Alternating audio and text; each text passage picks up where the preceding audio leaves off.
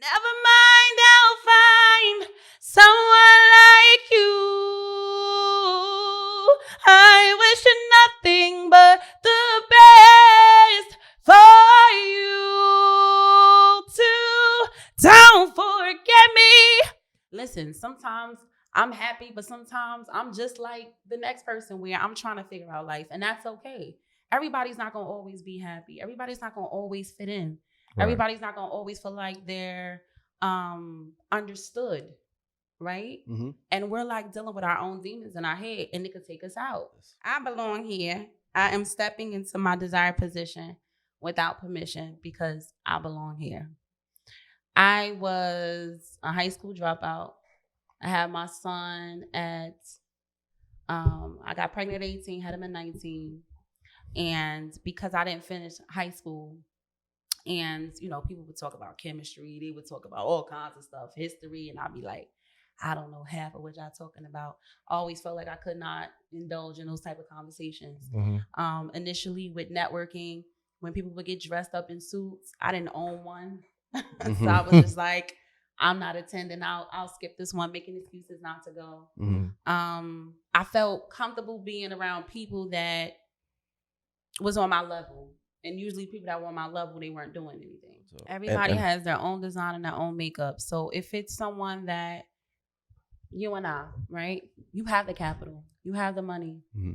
You can play the game, and chances are your credit score is where it needs to be, that you could possibly, if the rates drop, that you could refi, right? Mm-hmm. But somebody let's say it was me, and I'm barely making it.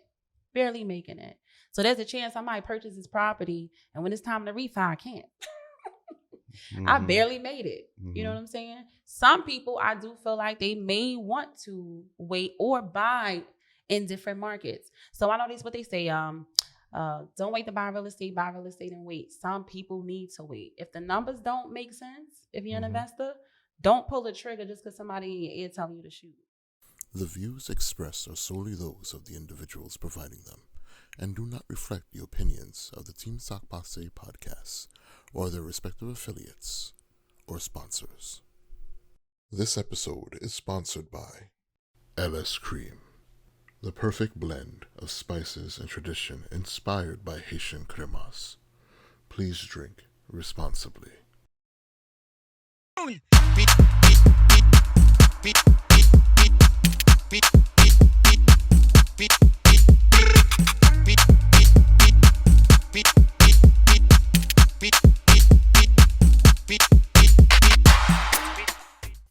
Sakpase, what's up, world? Welcome to another episode of the Team Sakpase podcast. My name is Glad. And I'm your boy, Rob. We are your favorite Team Sakpase podcast show where we interview great entrepreneurs from all sectors of industry. And remember, subscribe, share, comment below. Those 3 words, subscribe, share, comment below. Glad, tell them who we got tonight. We live with the LS Cremas, the LS Cream, and we have an awesome guest for you guys today. She's an author. She's a motivational speaker. She's a singer. She's a licensed realtor, Miss Queenella Gibson. What's up? Sakpase. What's going on? Okay. Tell them where you from. Tell them where. Say Newark. Oh, I'm from Newark. From Newark.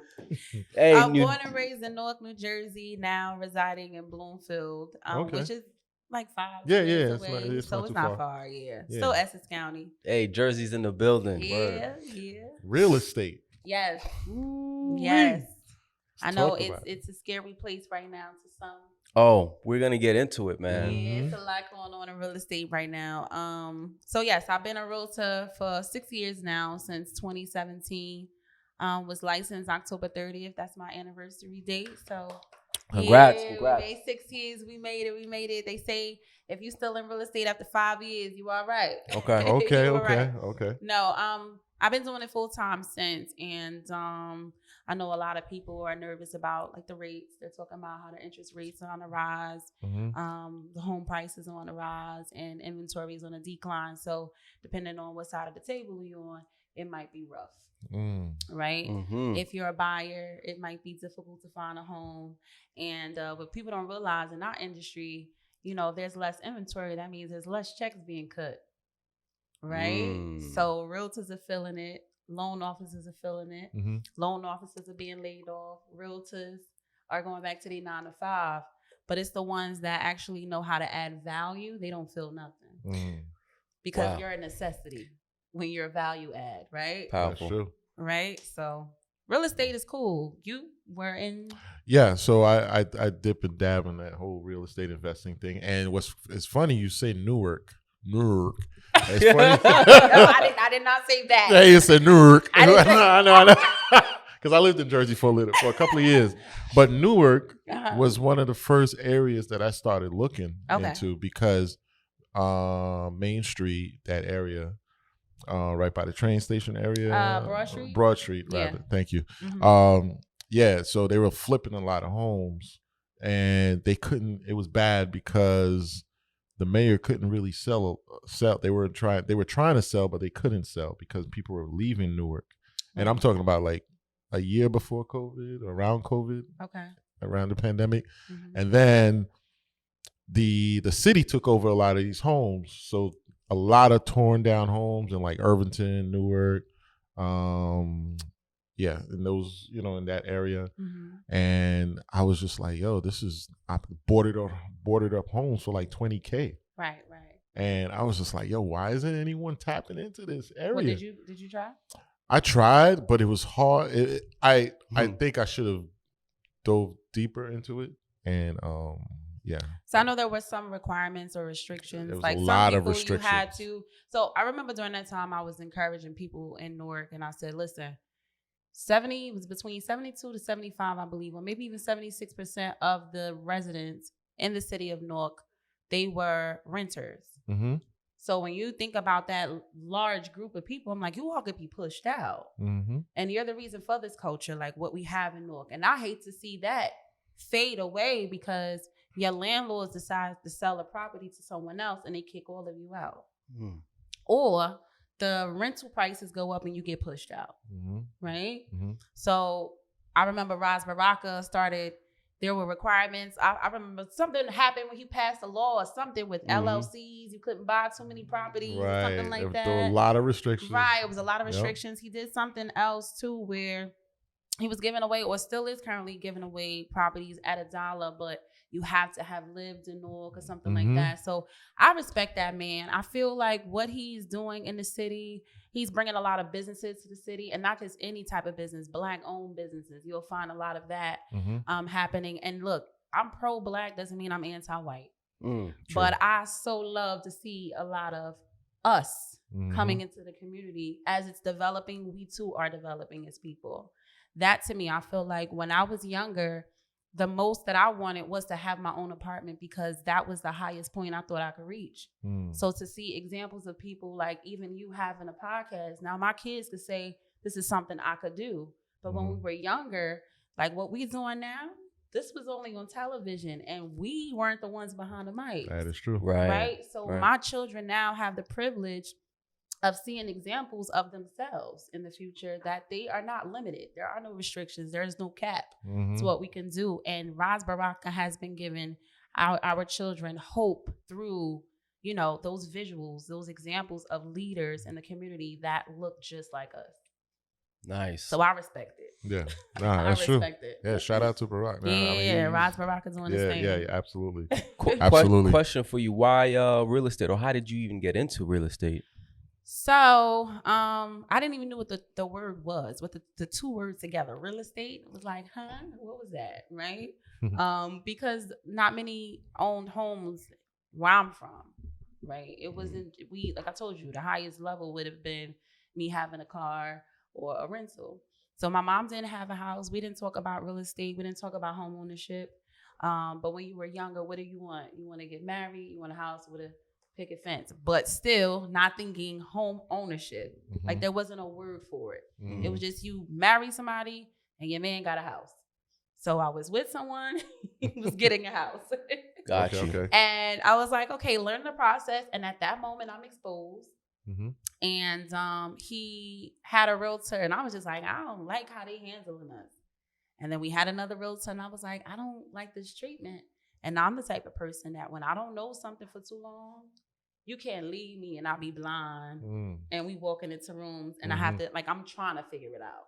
So he was like, look, I think it's really you. I'm starting to think it's not them. It might be you, right? Go get your license and let's get a house. It's like, okay, wow. cool. Wow. So September, we were looking for a house in August. September, that's when we started. September, I took a course and got licensed October, and then we closed December. Oh, wow. Wow. So that's what happened. Now, why did I stay? It was like, first, it was like, wait, hold on. Our down payment was the check I got. So Okay, it was okay. like, I like that. Yeah. Okay. Like we put money down on the house, but we got it back. And then at the time, we were able to negotiate credit. So our closing costs was even taken care of. So we pretty much went into a house for free. Nice. Right? So I was like, I like this. I want to do this again. And then on top of that, it was fulfilling because I was an at-home mom for 9 years prior to that. Okay. So I did not want to go back into the workplace. However, I felt like I had a purpose in that moment. I was like, maybe the industry is missing someone like me. So I decided to step into the industry and represent people just like myself. My first year, I did 18 deals, made 6 figures my first year. And it had nothing to do with really my knowledge. It was more so my personality. Like people walked into an open house, I had a DJ or like music playing or something. Very smart. I had coloring books and crayons from, the house when my kids were small. So I bought some at the open house. Okay. So when people came in with their kids, they would color and then I would write their names down on the back of the sheet of paper, follow up the next day and call the mom like, hey, mom, how's Jason doing? Oh my God, you remember his name? Yeah, he got the pink shirt. He had the pink shirt on, the bow tie. And because I made that connection, I was more like dealing with people like they were people, right? And they felt like it was like a bond. The moment I would say, reference their child's name, or if they were crying, I did something to calm them down and I was caring for them. They were like, oh, I feel safe with Queenella. Wow. Okay. So that's what I did. Right, it was more connecting with people, nurturing relationships, what we were talking about earlier with networking. Right. When you treat people like people, they don't go anywhere. Right. I didn't treat anyone like a transaction. It was a relationship. That's big that you said that. Yeah. I mean, you're right, because a lot of real estate that's happening when I was there in that era, it was more about networking and being in that room. But then the biggest flex was talking to people, because everyone has a story. Every house has a story. Everyone is talking about, well, I don't want this home because whatever for whatever reason. And then now all of a sudden you come in and you're like, look, I want to figure this out with you. I want to sit down with you. I want to figure out what's the best way that, I have people that have money. I have investors that are willing to do certain things in this home. Even if you don't want to sell it, my first thing is to try to get you into another home so that you're good. So these are little things. It's just all about building relationships with different people. And so a lot of the stuff that I've learned from real estate was more about, just like you said, and that's a bar actually, not treating people like people, not transactions. So I'm gonna ask you this question: do you think it works when you go to network with people and you're talking to people, or you're listening to people? Listening. Right. So that's why I wanted to correct you. I don't think it's so much when we talk to people like introverts. They're afraid to go to networking events because they're like, oh, I wouldn't know what to say. I think that's good because not a lot of people listen. Mm-hmm. So if you go to a networking event and you ask questions and you allow people to just talk and they feel safe with you, you ask the right questions, challenging questions, or questions that you can really extract information out of the person to then end by saying, how can I serve you? I think extroverts like myself, I had to train myself to just let people talk and don't try to quickly give input. Right. It's when you listen to people and you allow people to talk, where you get all the information you need. So your follow-up question can be, how can I serve you? You said that you were going through this, or you said you had a project you're working on. You say you have a need here. Listen, I could provide this. I know a guy. I know this. I know that. Or I'm skillful at that. So that's something that worked in my favor is because I had to train myself to just listen to people, which is why I was able to get that child's name. Mm-hmm. I was able to observe what he had on to make note of it. I was able to observe how she was anxious and nervous. So paying attention more to the person and their needs as opposed to trying to figure out how can I quickly close on you? How can I quickly get what I need from you because you said you have this connection or you said you have this pre-approval letter. I want to hurry up and close on you, right? Right. Listening to people is the gift. Listening to people is the way you keep these relationships like tight, if that makes any sense. A lot of sense. Yeah, because the moment I know what your needs are, then I can connect you with the right people. So where did you learn this from? Reading a lot. Reading a lot, and then honestly, trial and error. I'll read something and be like, let me see if it works. And go out. And I feel like also is when you take time to really reflect and like refocus, reposition yourself, right? That's when you start to make improvements. Also when you track. So like I have high blood pressure, right? And when I decide not to check my pressure every day, my pressure go up. But every time I'm tracking and I'm checking, I'm like, okay, the number's going down. It's going down even more. Okay, I'm doing better. And then if you offer me a drink, I might be like, nah, I'm good. Because I know my numbers were high this morning, right? So if I'm tracking it, I'm constantly improving. So if you track how you interact with people and it's like, yo, I try to talk to so-and-so, but for some reason he didn't want to work with me. What is it about? Instead of saying, oh, he's probably stuck up. No, what was it that I did not have that he needed? But did I listen to him? Oh my God, yeah, I did cut him off multiple times. Yeah, I didn't even listen when, I don't even know what he said. I don't even remember his name. Sometimes when we talking to people, get their name. By the end of the conversation, we can't repeat it. Right? That's true. So that's all it was. But just me tracking how many conversations did I have? How is it that last month I had 20 conversations and I was able to, my conversion rate was 5%. But this month I had the same number of conversations, maybe even more, but I closed on no one. You know, sometimes we get complacent. We get used to being in certain environments or talking to certain people, or I'm Team Sakpase, so I'm that, you know, everybody attracted to me, right? I'm the man when I walk in the room. It's that ego. It's the ego. You get complacent, you get on the high, and then you forget, like, how did you get here? You know, we stop being consistent. We stop following up. We stop looking for ways to add value because we feel like we are the value. And that's enough. My presence is enough. Powerful. You know what I mean? That is powerful. That is powerful. That's very powerful. So you wrote a book. Yes. Titled I Belong Here. Yes. Very powerful book. A quick read. Tell us more about this. Tell us about this. I belong here. I am stepping into my desired position without permission because I belong here. I was a high school dropout. I had my son at, I got pregnant at 18, had him at 19.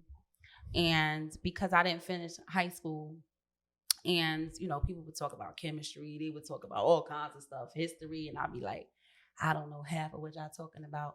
I always felt like I could not indulge in those type of conversations. Initially with networking, when people would get dressed up in suits, I didn't own one. So I was just like, I'm not attending. I'll skip this one, making excuses not to go. I felt comfortable being around people that was on my level. And usually people that were on my level, they weren't doing anything, if that makes any sense. And I'm saying intellectually, because I wasn't exposed to much at the time where I grew up. So I remember just being super frustrated. And I'm like, I can't raise my son in Newark. No disrespect to my city, but we all know what it is. Environment is key. Environment is key. And I'm like, I have a man child, and I would hate for my son to ever feel like he has to provide or do for me because I was a single mom. So I just kept trying to push myself to grow and be better, but I always felt like my better was never enough. And that was just me talking to myself, me saying it to myself. And it's only because of who I knew I should have been. I should have been the one to walk across stage. I should have went to college. Like that was the goal. And my dad is Haitian, so you know how that go. Like I wasn't the nurse he wanted. I wasn't the doctor. Right. My dad said some things to me when he learned that I was pregnant. So it just took a toll on me. I just felt like I couldn't get any better than this. I tried to go to school. It did. Like I went. It was the University of Phoenix. When he was pushing it online, I signed up for that. I was just trying my hardest. And then it just did not work out for me. So, and then that's why I didn't mind being an at-home mom for 9 years. Right. I started dating an older man. He pretty much took care of me. And I was like, look, this is as good as it gets. I will never forget my first time going into real estate, my first year in real estate. I showed a house to a couple. And when they saw who I was, I had my little afro, whatever was my natural hair. And they didn't want to work with me. So I was like, okay, what was that about? But I felt like, you know what? Here I am trying to sell a luxury property. Maybe this isn't the image I'm supposed to have, right? I'm too black, big lips, tall, brown skin, natural hair. Right. Let me just step aside. So this is constantly throughout my life, just constantly feeling like I don't fit in, right? Same thing with the church. I was born and raised in church. Same thing. It was just like, I can never be so holy, right? So imagine just never always feeling like an outcast, always feeling like you don't meet the description, like you don't fit the criteria. You know what I mean? So that went on forever. My mom moved on, she got married, and then I was the stepchild. Now I'm the stepchild, And I felt like, look, even my own household, right? I moved out. I made a bad move. I ended up, there was one night that I was sleeping in my car, trying to find somewhere to go. My aunt opened her door. Me and my son was able to stay with her for a little bit until I could get on my feet. So I went through a transition of being homeless. And my mom, nobody knew about it. But it was just that feeling of, I'm not enough. Did you have a feeling of abandonment? Oh, yeah. The abandonment that's a trigger for me that I had to really work on. And that's why I'm so isolated into myself. I'll care for everybody. I'll do for everybody. But I go home alone because it feels like no one's a threat. You get what I'm saying? And that's something that's I have to remind myself to just kind of be okay with people wanting to do for me and pour into me. But it's something that I never want to get used to because of the fear of being abandoned. Somebody that has control over something outside of me can be taken away once I get used to it. So the whole I Belong here was just December last year, writing a book and just thinking about reflecting again.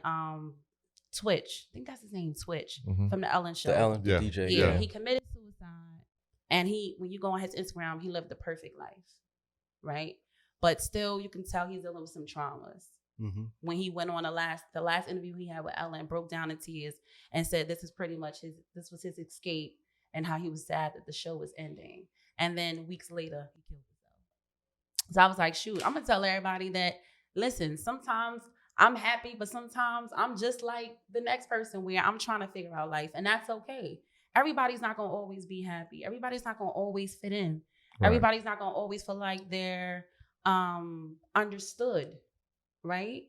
And we're dealing with our own demons in our head, and it could take us out if we don't have a tribe and people that surround us to remind us of who we are. Right? So me writing that book was just to let it be known, it's okay to feel alone, but to embrace aloneness. Because that's a time where you can really learn yourself and check in on yourself. The last page is a worksheet. And to ask yourself 3 questions. Where are you today? How are you feeling? How can we improve? What happened today that maybe have thrown you off? I got another book, and I shared it on Instagram yesterday. I got a book of accomplishments, my small and my big wins. Whenever I get really down, I go to my book, and I remind myself of who I am. Because sometimes we forget who we are. We forget of the people we touch. We forget the things we've accomplished when we're in them dark spaces. You get what I'm saying? Right. When our best friend turns their back on us, or the people we love, they don't reciprocate that love, and you feel like you're by yourself. Well, I don't belong in these environments, or I don't need love. I don't belong. I don't deserve love, or whatever the case may be. You go back to all of those "I love you" text messages. You have to figure out a way to, what cheers you up.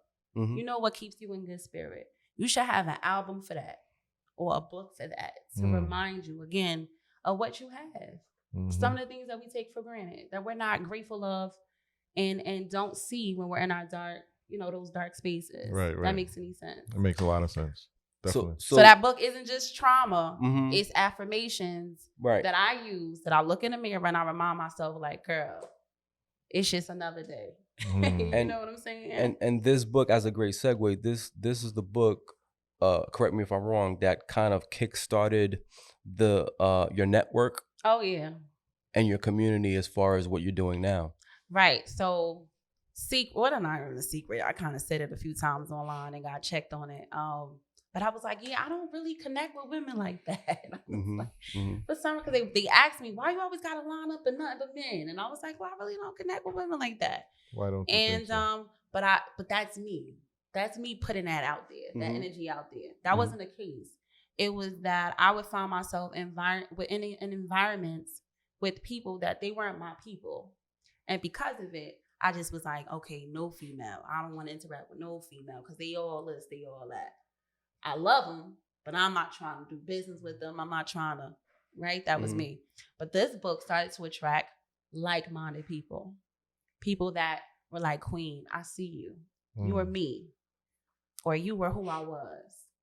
And now that community that I needed, I have. That's powerful. As a result of this book. Because before I was trying to fit in. I was trying to fit in. But the most powerful thing that the power that I've gained is sometimes, like what they say, success isn't in the things that you have. Success is the people you attract or just who you become. Right? Success is in who you become.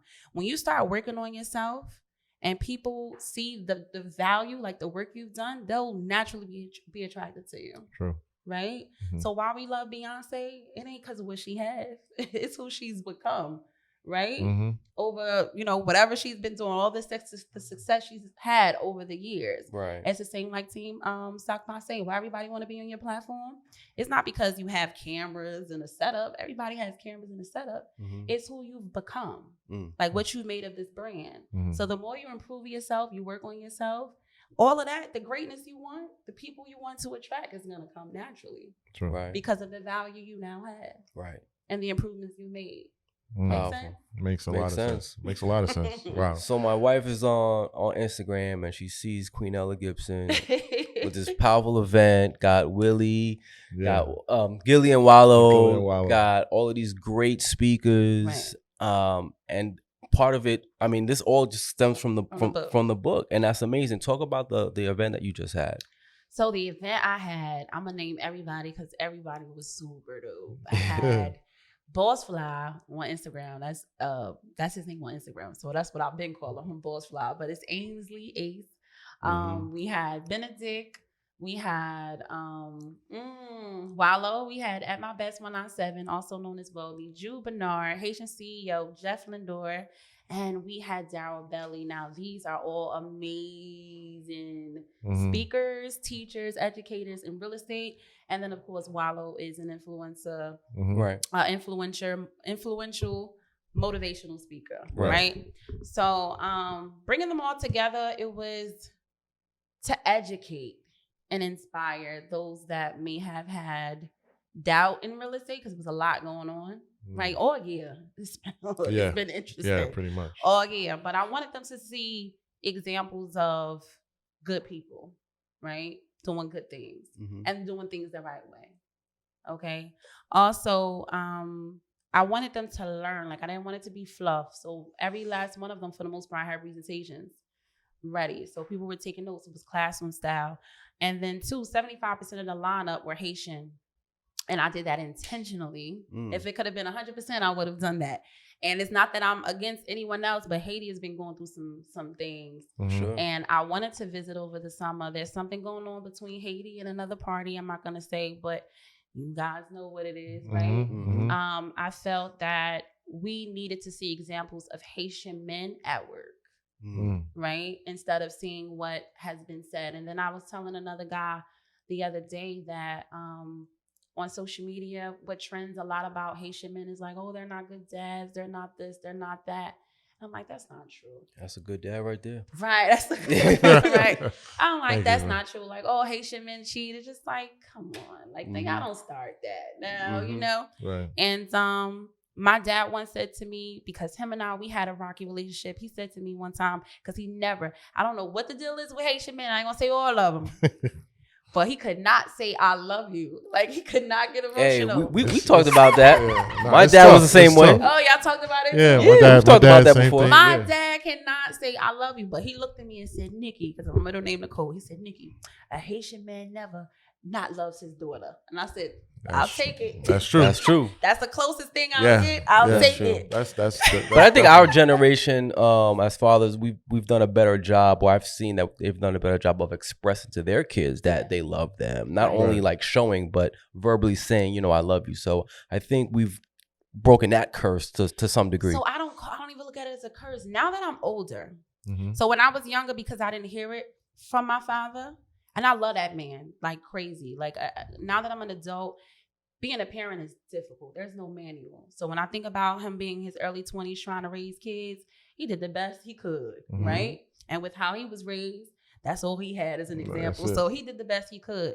But what my dad taught me, and this is how I healed from all of my traumas with him, is honestly, I would rather a man not tell me he loved me and show me instead. Because that's what my dad did. He didn't say it, but his actions showed me he loved me. And what I was chasing was someone to say it, but they never showed me they loved me, which was always confusing. It was like, you wouldn't want both though? I would love both. I'm saying I would rather. We're about to get to a relationship podcast. No. Not saying that I don't want to hear it, but I'm saying if I had to choose one over the other, I'd rather you act it out. Okay. Because some will tell you they love you and do nothing. Like my dad, if my dad knew I was struggling, or if my dad knew that I was hurt, he dropped everything he was doing to come save me and to make sure I was okay. But it's that brother, somebody else that said, I love you. They may not do the same thing. They may not make the same sacrifices. You get what I'm saying? And it's that unconditional love because you're his child. You know what I mean? So that's why I said that was my way of getting through that trauma, because it's like, you don't necessarily, you have to hear it for reassurance. But if I had to choose, like I feel like that's the lesson he taught me. It's like a man, if he truly cares, like that one statement he made, a Haitian man never not loves his daughter. You know, the fact that I was able to experience it in other ways, it was like, okay. Got you. At least I know what that looks like. Got you. That's what's up. Yeah. Nah, it's deep when you go into like the whole way of you taking your trauma and now turning it into a positive way. Because like what was going through your mind when you was in that car, when you was like, okay, where am I going to sleep tomorrow? Oh, you talking about then? Yeah. Like what, you know, that transition, like, okay, this is where am I going to go? What am I going to do? And then for now you look back and you're like, wow, there was a reason for me to go through that. Right. I think it was a reason for me to go through a lot of what I went through, because now I'm able to, it's like a roadmap for other women, right? So it's a lot of things. Like I always tell people, if you going through something, don't talk about it. Wait till you get out so I can be like, look, this is how you get through. I'm healed. I'm okay to talk about it, but I'm not going to talk about something and be sitting here in tears and breaking down, right? For sure. But I think a lot of the stuff that I went through, like even me, my perception of people, judging people, and then becoming the people that I judged. Right? Like, for example, there were people that I would sit there and be like, you ain't this, you ain't that, or you think because you got a little money that don't deal with them anymore. And now I'm in a position where people are saying the same things about me and I'm just misunderstood. So now I could go back to those relationships that I messed up and repair them, or at least try to, because my perception was from a poverty mindset, right? Where I was judging any and everything because I lacked. You get what I'm saying? When I was struggling and I was sleeping in my car, I was wondering why this person ain't rescue me, why this person ain't look for me. I didn't even say anything about it. Like no one knew. You know what I mean? And to set boundaries, like even in relationships, we joke about it all the time, how women would set boundaries and be like, don't cross them. And then when you listen, right, and you don't cross those boundaries, you care enough about me that you respect those boundaries. Now I'm like, where he at? Why? Right. Why he ain't crossed my boundaries to come look for me? Right. So it was just constantly looking back, like I was saying earlier, to reflect, figure out a way to reevaluate the situation, refocus, and then go back to it, get back at it, you know, and then try to reach as many people as I can along the way through my story. A lot of women that I do connect with, their stories are more intense, like more there's more trauma than mine from what they've experienced. But the fact that someone feels safe enough to have these type of conversations with me, like I'm a realtor. You know what I mean? I went from a realtor to a motivational speaker, from motivational speaker to more like a performance coach through these events, from that to now being like big sis. And you know, it's you're multidimensional. Yeah, for sure. Just from your story, and that's powerful. Right, So, right. Another question: when you mention someone being comfortable to speak to you, so do they compare that person speaking to you? Are they saying, "Well, how can I trust her if she didn't go through what I went through?" No, it's never that. To be honest, like something as simple as me saying, I don't know, I was abused when I was a little girl, right? No, I didn't get slapped around in the face or anything, but maybe how it was handled was a little bit much to say that someone could open up to me and say, well, I'm getting abused right now in my household. How do I escape it? You know, you just seem like somebody I could just open up to and I could feel safe with. You know what I mean? So that's why I found myself in those positions. And I'm like, you know, I had to speak at a church and I'm like, God, what's going on? What's going on? I'm not trying to be no pastor, no nothing. Man. God is but using it's a different, it's like a ministry in real estate. Because for me, I feel like it's not enough real people. You know what I'm saying? We're all trying to look perfect, but we all going with things. I read something on social media. It was like when you were born, somebody had to bathe you, and when you die, somebody's gonna have to bathe you.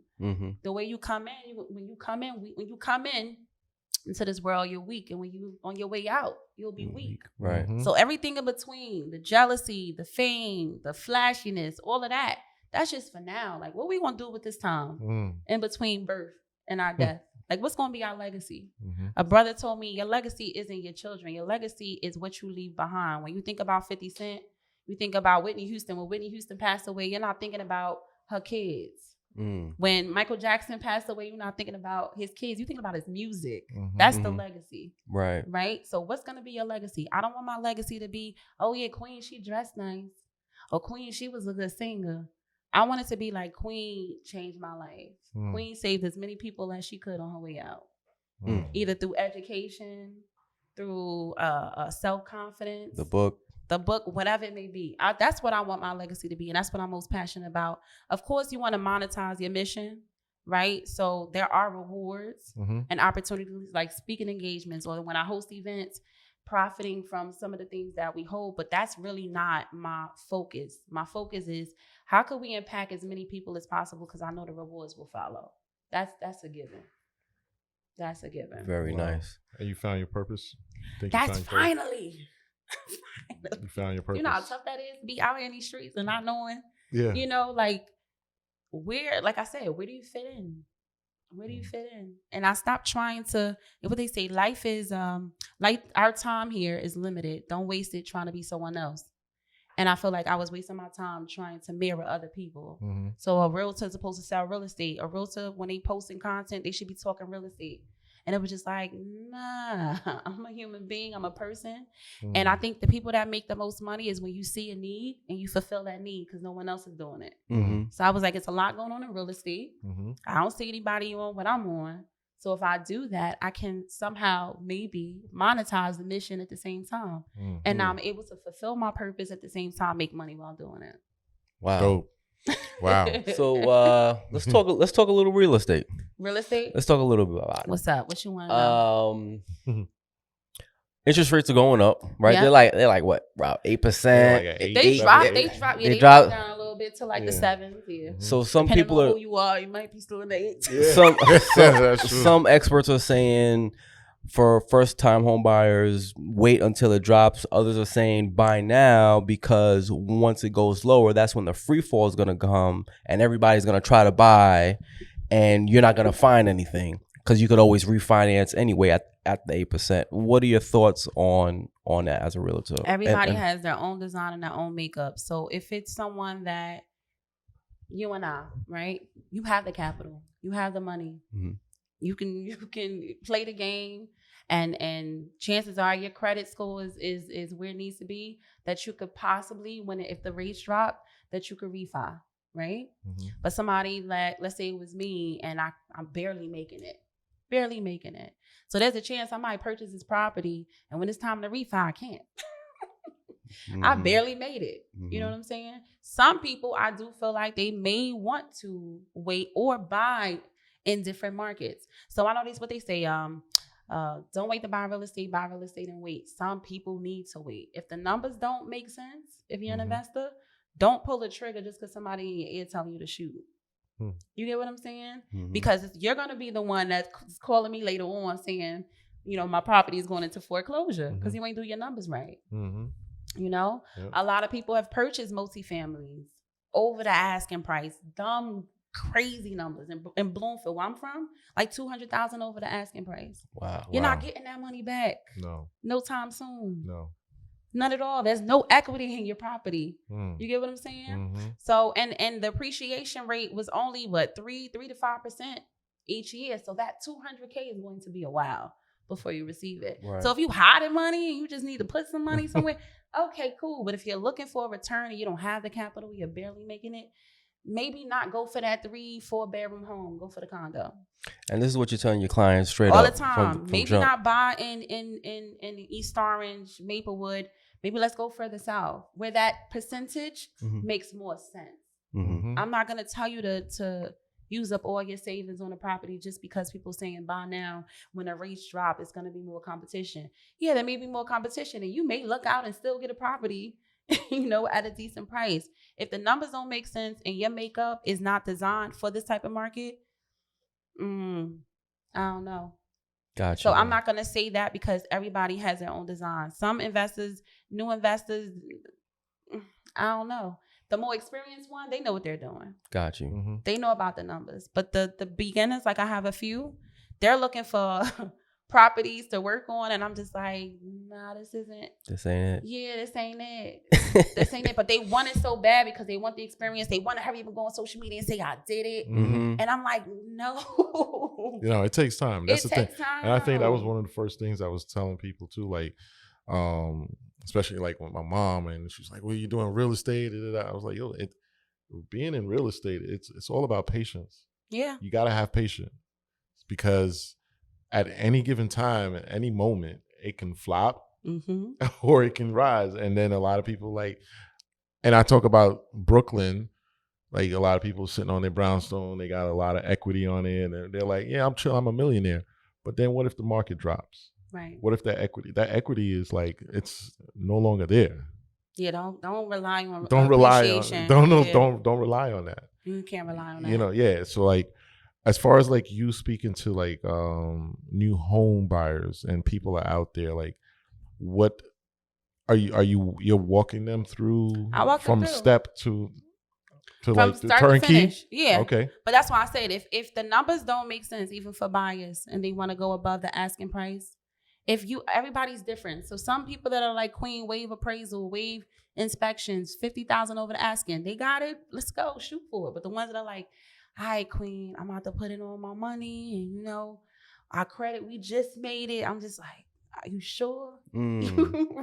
Right. Because I'm not the person that's gonna put you in the house and you calling me a year later and it's a short sale. Especially when it's like husband and wife want a pre-approval and that's how you get in this house. And I be encouraging them like, look, see if you could get qualified and you have his income to fall back on. At least we know this is based on your income alone. Got you. So I'm big on numbers. What are your thoughts on the government programs on purchasing homes? I love, what is it, the NJFMHA? Y'all know what I'm talking about. They have a down payment assistance program. I was talking to a brother the other day where they're giving up to $22,000 in assistance for both closing costs and your down payment. Okay. And that's up to $15,000, an additional $7,000 if you're a first generation or if you're a foster child. They'll give you an additional $7,000. So it's based on, again, your makeup. But I love programs like the grants. I love the what's the other one? Well, VA loans. We all familiar with that, right? Right. So yeah, I mean, take advantage of it. Some of them, there are requirements where it's like you have to have the property for like 5 years, right? Deed restrictions, right? Where you're locked in, but we ain't going nowhere. Well, that was my problem with Newark because I was like, damn, I gotta live in Newark for like, I think at the time it was like 3 years or something like that. Yeah, yeah. And then I found about NACA. The NACA program. The NACA program. Yeah, NACA is cool too. So there are programs that, I mean, some of them you have to take a course for. Mm-hmm. The process is a little longer than the usual. Some programs are frowned upon when they come across a table because you're competing with other people that are more would be considered more qualified, right? But give it a shot. Like worst case scenarios, you get a no, but yeah, I support it. Where in Jersey's popping right now for first home homeowners? You said where is what? Where is it good to purchase for first time home owners or buyers? Everywhere. Everywhere. Like I said, it depends on your income. It depends on what it is that you're doing. So I'll be honest. There was a time when I first came into the industry, 2017, North multifamilies was like 200K. Now they're like, we're seeing 700, 800. Yeah, it's crazy. It's crazy. A million. Yeah. North is wild. Oh, they rebuilt it real quick. Single family. There was a single family home that sold for $1 million already. So it's like things are different everywhere. I think a lot of New Yorkers too. I was gonna say the closer you are to the city, the more. Yeah. I mean, look, you had a lot of New York investors on your on your sofa. Yeah. They're in our backyard. They're all in New Jersey because it's easier to buy there, right? And then there's an investor's territory like East Orange and Newark, Irvington, a lot of multifamily homes, right? Where you could buy them for between 500. Well, no, some as low as 4, right? Decent homes. Yep. Off market or rehab, probably in the 3s, right? Well, no, even lower, 2, because I just sold one off market in the 2s that need work.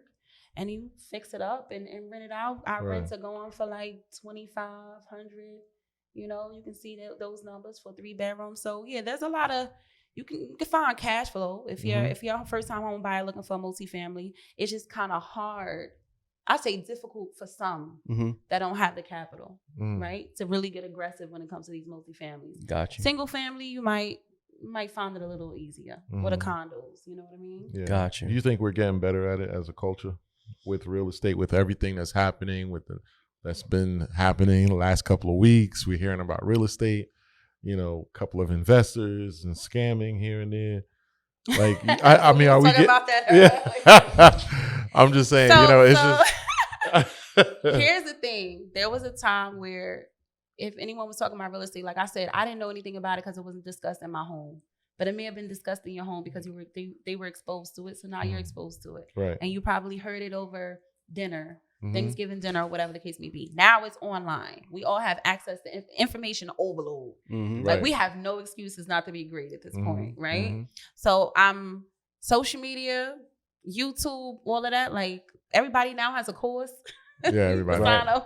Yep. Right? So there's so much information. So real estate as a whole feel like it's doing great, but we're seeing the ugly in it too. I appreciate the ugly because now we understand that you cannot expect an overnight success. You're not gonna be a millionaire. No. It's possible, but not always through real estate. No, not through real estate. Yeah, not through real estate. People got the wrong idea. And it doesn't matter who it is. It can be somebody that's next door talking to you saying, I got this opportunity for you. Yeah. Or it can be some high profile people. You can't just trust people to take your money and make you, you know what I'm saying, a success overnight without doing your own research. What's the commission rate looking like for the commissions? Talk to us. Poor New York. I hear the laws is gonna change where now they have to, if you're representing a buyer, you would hope that buyer would compensate you for your time because the sellers now they're not responsible. I'm more on the seller side, so I'm not fearful if we begin to adopt their practices. Like it won't faze me none because I go after short sales anyway, where I usually double in the deal. And when I'm negotiating with the banks, I usually negotiate my 6% commission. Okay. So I prefer short sales, to be honest, because I get in front of a homeowner, I'm like, all right, everybody, you got Redfin walking up in here, 2%. I got to bring it down at least 5, you know? But yeah, on average in Jersey, we see 5%, but people get stingy or people, try to keep 3% on one side and 2 on the other instead of splitting it down the middle, 2.5, 2.5. I've done it. Okay. I've done it depending on the situation.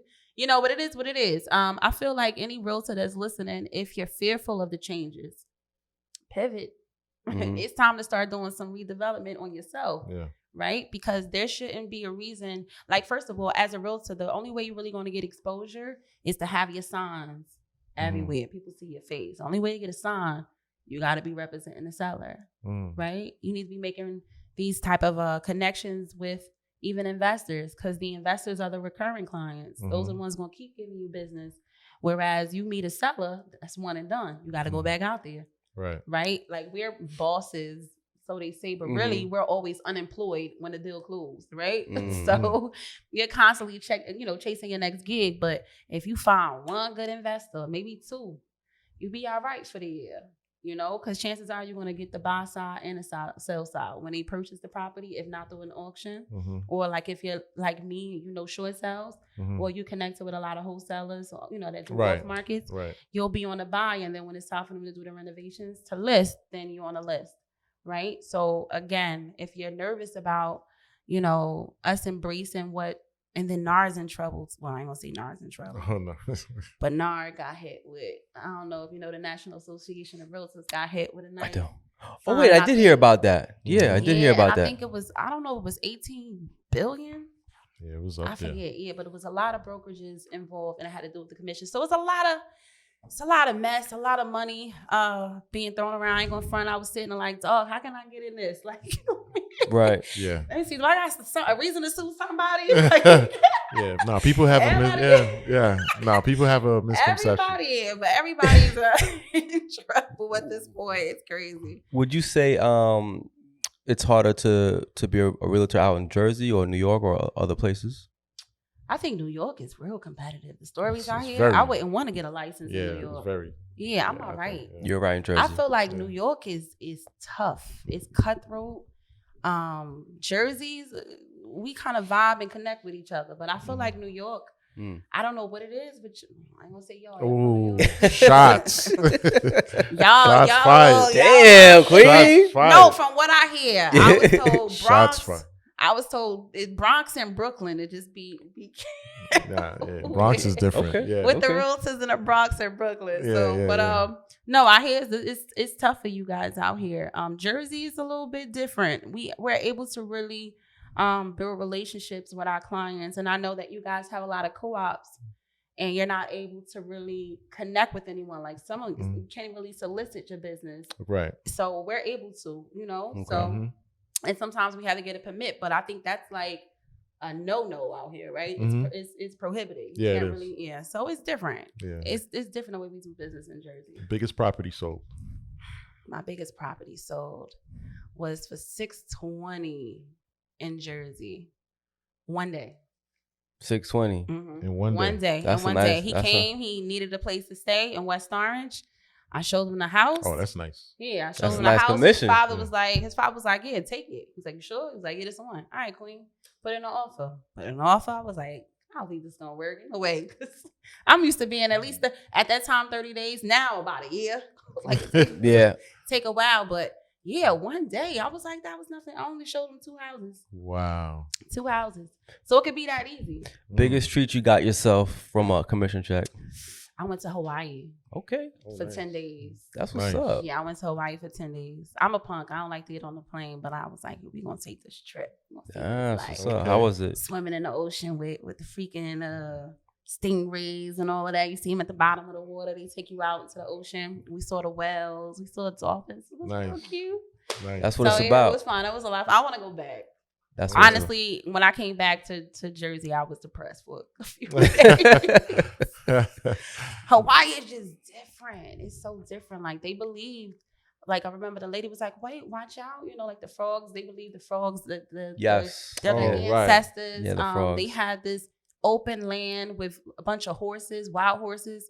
They were running around. They were saying, if they stare you in the eyes, chances are that's like one of their ancestors. Wow. And they're blessing you or whatever they were telling me. Like, it was just so many stories. Like, I wanted to hang out with the locals. Mm-hmm. They say be careful, too, when you start to venture out, right? Mm-hmm. But they were so friendly. And it was so much information they shared about the culture. I didn't want to leave. I didn't want to leave. I feel like we Gotta go. Missing that here in America. Gotta go. What part? We went to Maui. Maui. Oh, Maui. Yeah, we went Okay. to Maui. Nice. So for any new person that maybe want to get into real estate in Jersey, what would you tell them to become a realtor? Just wait. Just wait. Yeah, wait a little bit. Okay. Wait, we gotta get rid of someone. No, I'm just joking. No, Oh, if you're interested in being a realtor, come in for the right reasons. You know, I know on social media we make it look like Very nice. yeah, that ain't it. That ain't it at all. A lot of us realtors, we show properties that it don't belong to us. It's somebody else's listing, you know, but we're doing an open house and we're like, come visit 123 Main Street. And it looks as though I'm selling that property. No, I'm trying to attract buyers, right? But a lot of people that look like they're doing really well, they probably have only sold one house this year. Wow. Right? So if you're coming in for the right reasons. Get the information you need, the education you need to really be exceptional, right? What is going to be your market specialization? Like, what is it that what's going to be a niche when you come in, right? And what market are you going to target? How does it align with who you are and your brand? Are you going to be creative? You know, is there something unique about you? Everybody has a unique personality, but be more yourself when you come in. Because I think that's what it takes a while for people to figure out who they are when they get in this industry and they get lost, right? And then when they do take on deals, they make people like me look bad because it's mishandled or the clients are misguided, you know, misled, and deals start to fall apart for no reason. You get what I'm saying? And then that's when people would prefer being a for sale by owner than having a representation by a realtor because of their experience. And most of the time it's with someone that had commission breath. They just wanted to hurry get their first check, right? Yeah. So they really didn't care for the client. So, I mean, if you want to come in, like I said, just come in for the right reasons and make sure if not full-time, everybody doesn't have to be full-time. But if you're going to come in, like, how are you going to stand out? Got you. You know what I mean? Think about that. How are you going to stand out and what is your purpose? Nice. So, yeah. Nice. I think it's time for the question. Yeah. What question? She's like, what question? You scared her. Yeah, that's the magical question. Magical question. Let me take this out. Okay. Take a magic question from the bin. Okay. Not relating to the episode. I know you're going to have a great answer. Okay. What's one bad thing people say about you? What's one bad thing people say about Queenella? One bad thing. Well, they say you sit there and you complain all the time saying nobody is there for you, but you be trying to do everything by yourself. You don't want nobody to help you. So oh wow. That's one thing about me. I don't want anybody when it's my baby. Although I'll have like 20 people in the room and I'm like, yeah, okay, it's time to delegate. I end up doing everybody's job anyway. So I guess that's one bad thing about me. Instead of giving people the opportunity to really flex and do what they're here to do, I end up getting the job done before they can even get started. And now they go from being the person that would have been, you know, the individual getting the job done to now just being the support. And my fear is that if I let anyone else take over, like nobody could get it done like you can, right? And it's like, if you want something done right, do it yourself. So that's me. I'm fearful of things falling apart and then I have to hold the weight on my shoulders alone and carry the team with me, because I felt that if I give it to you, you know, it'll get done, and sometimes that don't happen. So that's my fear. You think of fear control? Yeah, my fear. I'm not even a control freak, but it's just my fear that it ain't gonna get done. It ain't gonna get done. It ain't gonna get done. That's one bad thing about me. I'm working on it. Nah, you before you leave us, you got to give us a little of your singing talent. Just a little, just a little bit. Oh, you thought we forgot? Huh. Just a little bit. What song y'all want to hear? Oh, what's the last song you sang on stage? Yeah. Just a little bit. I heard that you're settled down and you found the girl and you're married now. I heard that your dreams came true. Guess she gave you things I didn't give to you. Oh, friend, why are you so shy? Ain't like you to hold back or hide from the light. I hate to turn up out of the blue uninvited, but I couldn't stay away. I couldn't fight it. I'd hope you see my face, that you'd be reminded that for me it isn't over. Never mind, I'll find someone like you. I wish you nothing but the best for you too. Don't forget me. I beg. I remember you said sometimes it lasts in love, but sometimes it hurts instead. Sometimes it lasts in love, but sometimes it hurts instead.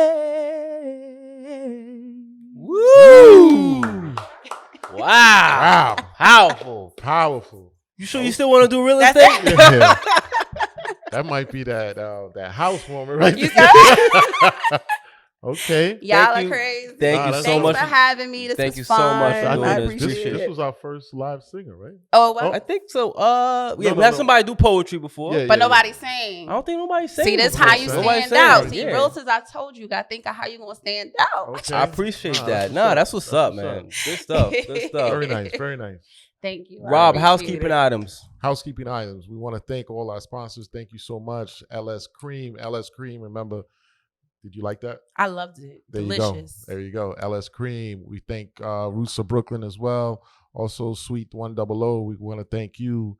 And Team Sakpase. Remember, Team Sakpase on all platforms. Yes. Mhm. Team Sakpase. And then check us out on YouTube right now and wherever you live stream, wherever you get all your podcasts. Just Team Sakpase, man. Check us out. Till next time. Queen, thank you so much. Thank you Thank so much, you. Queen. All We right, appreciate Jersey in you. the building. Thank you. Team All right. Sakpase. We out. LS Cream, the perfect blend of spices and tradition inspired by Haitian cremas. Please drink responsibly.